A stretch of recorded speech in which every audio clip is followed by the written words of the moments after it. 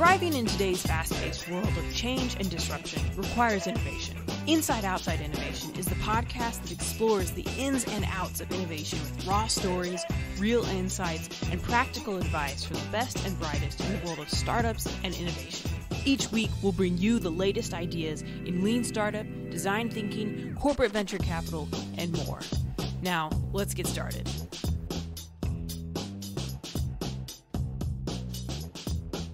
Welcome to another episode of Inside Outside Innovation.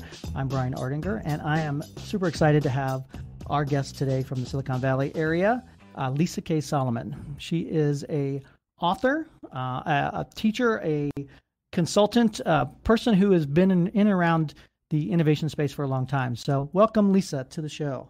Thank you, Brian. It's great to be here. For our audience, why don't you give us a little bit of background of how you got into this game of innovation? Absolutely. I've been doing innovation work for close to 20 years, Brian, and it's only been in the last 10 that I had a better vocabulary to talk about it. One of my first jobs out of college was working with what we called then a marketing firm to help identify new growth areas based on customer needs. We were doing a lot of ethnography. We were doing a lot of observation and going back to big corporate companies and encouraging them to think about new ideas on how to extend their offerings or offer adjacent products based on what we were seeing in the field. At the time, we just called it common sense, and we didn't realize that companies had a very different way of thinking about growth, which was really looking at what they did last year and adding 5% and a whole lot of hope and magic. Right. And it's really been through the rise, I think, of design thinking, of some of the newer methodologies we're seeing thanks to lean startup and customer development by folks like Eric Ries, Steve Blank, that we're starting to understand the discipline and the vocabulary around user-centered innovation. Yes. And how we can bring that into many different kinds of organizations to help create growth engines. So my role in that is I was a consultant for many years, designing conversations about the future through a creative process called scenario planning. 6 years ago, I migrated into more of an education role where I started teaching innovation as a leadership skill at the MBA in Design Strategy that's housed here in San Francisco at the California College of Arts, a 100-year-old art and design school. Amazing. I heard you describe yourself as helping leaders get more comfortable imagining new futures. And the idea of innovation and disruption and change, it doesn't come easy to a lot of folks. And so talk a little bit about how do you get folks comfortable with this changing landscape that's getting ever faster? It's a great question, Brian. I wish there was an easy answer. The more I do this work, the more I realized that when it comes to innovation, the hard skills are really the soft skills, the things that are hard to codify and measure. And my work and the area that I'm particularly interested in is getting very practical and specific about how leaders can start to truly embody some of the skills it requires, some of the behaviors and mindsets to be innovative. Because although most organizations have some kind of mission statement or some sort of mandate that says we have to be innovative, they don't do a very good job at being specific around what that means for them and what that means for the rest of their employees. I think the first thing that leaders need to know when they aspire to be innovative is that they better be comfortable being uncomfortable. Right. Because when we're trying to bring new ideas into the world, it's rare that we know what the right answer is. It's much more important to go in with the right question.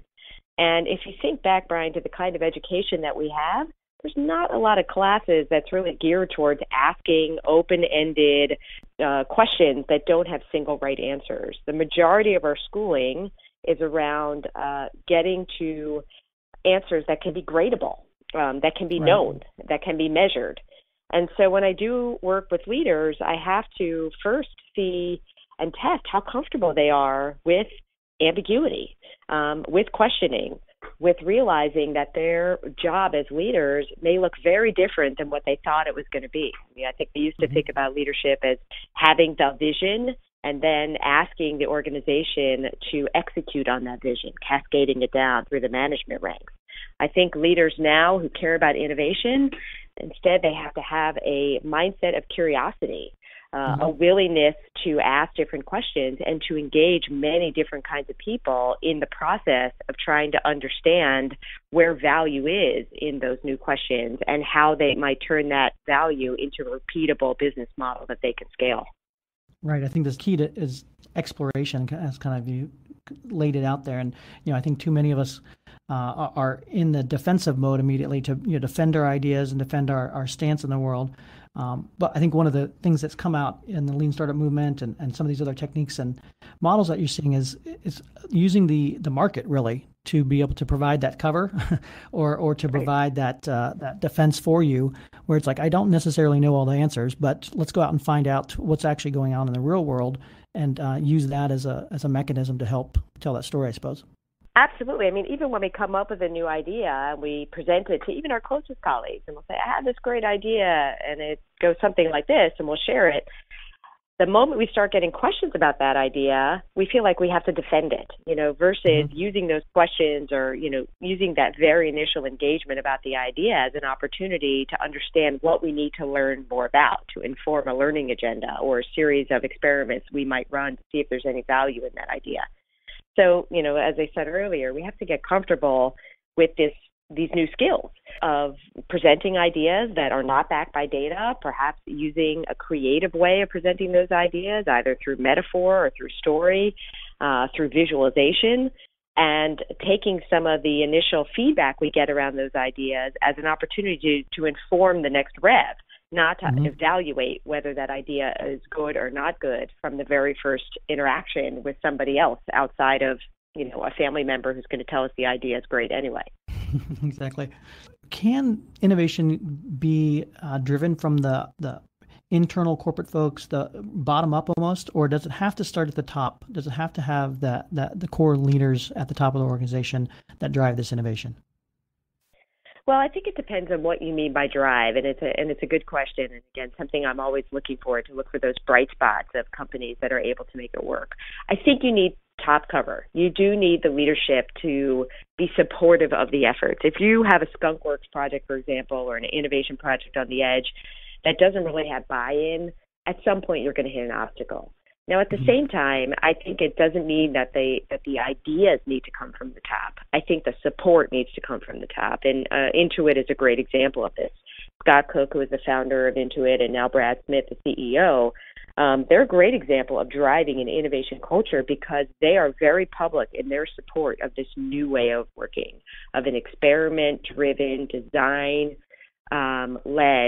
path to innovation, where they understand that the key to delivering successful, innovative products is understanding their customers better than anyone else. So they really support scaling the practices that it takes for all members in the organization to understand what that method is about and to take friction out of the way. So the idea may come from the bottom up, but it is supported by a culture there that is really invested deeply in a discovery orientation and an experimentation bias towards bringing new products to market.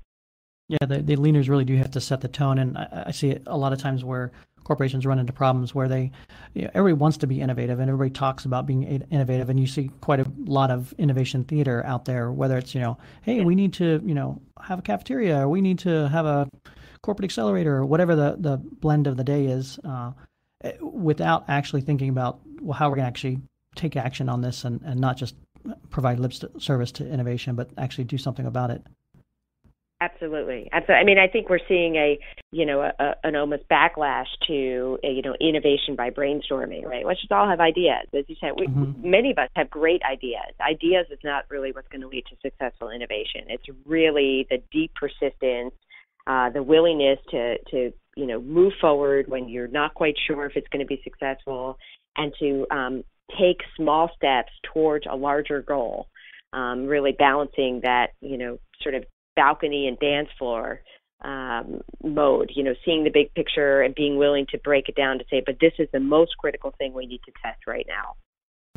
So I know you've got a new book coming out. It's called Design a Better Business, and it's new tools and skills and a mindset for strategy and innovation. And from my understanding, it's really a toolkit for the tactical, how do you do some of this stuff. Can you talk a little bit more about the new book coming out and what readers should be prepared for?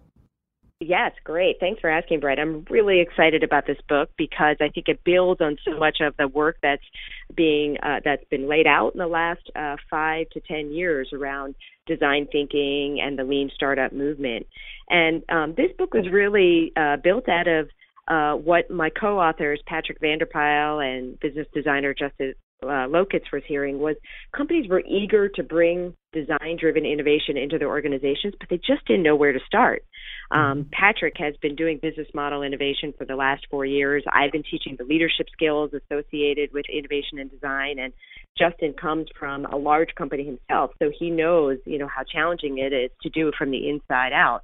And so what we did was we really identified the process associated with innovation that really starts with first preparing, as you said, securing the top-down support, getting the right people on board, and takes the readers through a very simple, what we call double loop process, which enables leaders within the organization to be very methodical about how they're bringing design into their organization that's supported by specific tools and ways of working. So it's incredibly visual. We have over 20 tools in the book with practical guides on how to use them and when they're most appropriate throughout the process. So really helping them identify the stages of searching where value is and then validating if that value is actually going to deliver the results that they need and scaling it and helping the reader at every step of the way with case studies and inside tools and tips. Well, I like that. And your last book had a lot of case studies as well. I think that's a lot of the things that are missing. And people can come up with ideas in that, but seeing how those ideas are actually used in the real world is a valuable insight. My feeling is this work, as I was saying, that this work is hard. If we can take some unnecessary friction off by saying, look, if you're going to have a kickoff meeting, don't leave it to chance. So, for example, one of the tools we talk about in the book is this notion of a screenplay. So don't run it by an agenda, run it as if you were creating an experience to get people excited about being a part of it.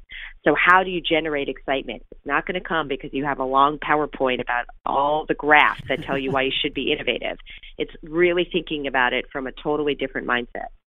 Yeah, you got to get your movie trailer out there first. Exactly. Excellent. Well, Lisa, thank you very much for coming on the show today. If our audience wants to find out a little bit more about you or get in contact with you, what's the best way to do that?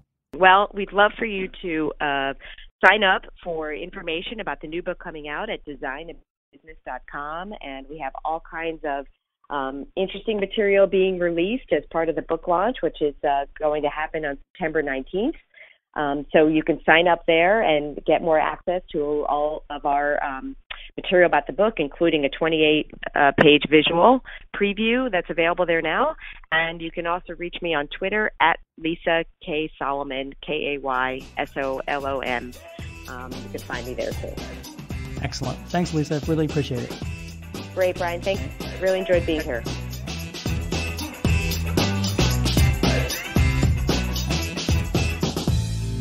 Well, that's it for another episode of Inside Outside Innovation. Thanks for coming out. Thanks for tuning in.